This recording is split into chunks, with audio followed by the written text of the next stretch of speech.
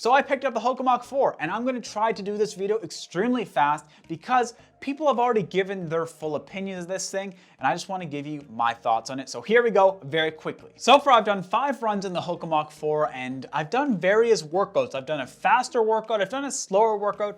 I've even taken this thing to the track. But how does it hold up? I know that there's been a lot of fanfare about this shoe, so I had to pick it up. But did it live up to those expectations? I'm not quite so sure. Let's get into it. The Hoka Mach 4 has 29 millimeters in the heel, 24 in the forefoot for a 5 millimeter drop. It comes in at 8.6 ounces for a US size 9 or 10. I'm not quite sure what Hoka uses for their standard sizing, but in my size 10.5 US men's, it comes in at 8.67 ounces, so it is extremely lightweight, and you know we love lightweight shoes. This is true to size, I would say, but keep in mind, if you have a narrow foot, I don't think that this might be the best package for you. It does fit kind of snug on my foot, and I tend to think that I have a relatively normal foot, but maybe I'm fooling myself. Maybe my foot is a little bit more wide.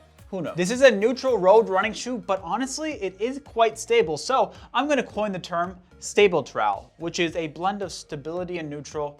Maybe I should just not try. So the upper on the Hoka Mach 4 is an engineered mesh, and the lockdown in this thing, guys, is honestly next level. I did mention that it does fit quite narrow, but for my foot, the lockdown is absolutely fantastic. And what helps with that lockdown is honestly, I know this is kind of weird looking, this heel flare here, but I honestly have found in the Hoka line, the Hoka Clifton, for example, the heel flare does a great job at locking your foot down and preventing blistering. There's no rubbing at all, at least for me, in my Achilles.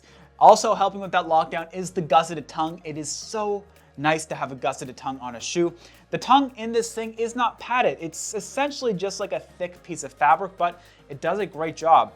In terms of toe box room, it is kind of narrow, like I mentioned, but that all goes into making for a great lockdown. The breathability on this thing I haven't found extremely nice, but keep in mind, I've been running in 100% humidity, so I don't know if any type of breathability could really help. And also in that heel collar, you have a little bit of structure. They have a kind of a hard piece of plastic that gives a little bit more structure to the heel. They also have some overlays that give a bit more structure to the overall upper. And in terms of how I feel about this upper, I'm very impressed with the overall lockdown. It does a great job. Breathability, I don't quite know just yet, but like I said, I've been running in 100% humidity, so I gotta test it out on a bit more of a reasonable day. Overall, the upper is fantastic. Everything people have been saying is true about this upper, in my humble opinion. Oh, and if you're enjoying this video so far, please consider hitting that like button. It helps out the channel a ton. And if you haven't already, hit the subscribe button if you like running shoe content, running content in general, and hit the notification bell to be alerted. It really helps with the channel a ton. Let's get back to the video. Let's talk about this midsole. So this midsole, folks, is a blend of ProFly and rubberized EVA foam. The ProFly is much softer than that rubberized EVA, but what this midsole does do is do a great job at making a smooth ride. So they do have an early stage meta rocker in the Hoka Mach 4, and it's actually one of the first Hoka shoes, aside from the Rocket X, that I have been able to feel that early stage meta rocker. I find that in shoes like the Clifton 7 and the Bondi line, you can't really feel that early stage meta rocker just because you're compressing the foam so much that any effect that that early stage meta rocker has kind of just goes away when you're compressing the foam. But the rubberized EVA keeps the shape of this midsole and creates a very smooth ride. Now, I will say that this midsole doesn't lend itself to very good tempo days for me or faster days. Honestly, I don't want to use this shoe for that, but you could for sure because of the lightness of this shoe, but I just have better options available to me to do for those days because this midsole combination does not give a lot of energy back. What you do get is smoothness, but I do like a little bit more pop and pizzazz for my faster day shoes. Something like the Rebel V2 or the Saucony Endorphin Speed, those things have a little bit more oomph to it. And if you're not familiar with those terms, because they are relatively vague, what I mean by pop and pizzazz and give back is when I put some energy into the foam kind of bounces back quickly and helps me along on that next step. But for this shoe, it just kind of glides me along and I'm working a lot and the shoe doesn't do a whole lot for me. But what that does do, thanks to the wide landing platform in this shoe and the smoothness of it, it makes for a fantastic daily trainer for my uses. I think that I could use this shoe for easy days and maybe even longer runs if I'm gonna go at a relatively stable pace.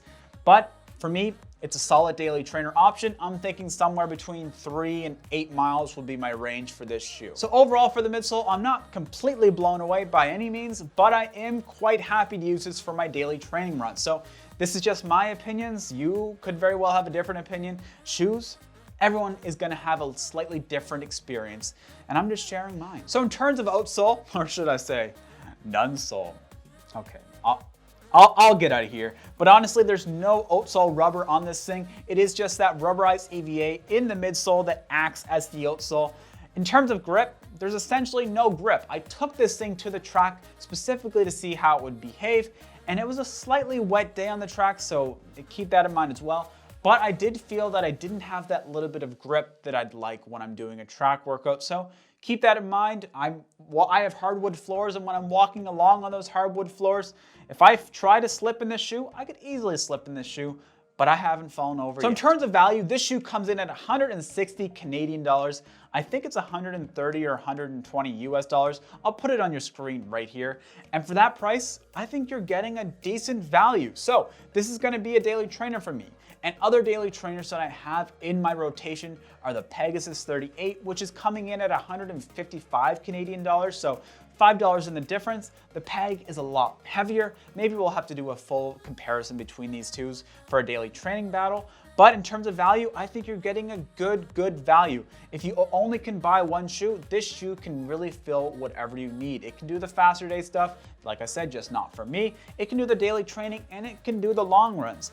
The only thing that I'm kind of concerned about is the durability due to the lack of the outsole rubber, and Hoka shoes, they tend to die early. So they maybe get like 200 to 300 miles, but I don't give durability predictions because, well, I just don't know. I can't predict that stuff. So overall, the Hoka Mach 4 didn't blow me away, but I am happy to use this for my daily training runs. And as I use it more, who knows? Maybe it will mold into some sort of butterfly and I'll absolutely love it for whatever. I'm gonna have to agree with Andy, the Forest Dean runner. He agreed that this shoe might not be the best for the faster day stuff, but as a daily trainer and those types of things, it does a fantastic job. Thank you all so much for making it to the end of this video. Have you picked up the Hoka Mach 4, or are you gonna pick up the Hoka Mach 4? Let me know in the comment section down below of your opinion of this thing, and I will catch you on the next one.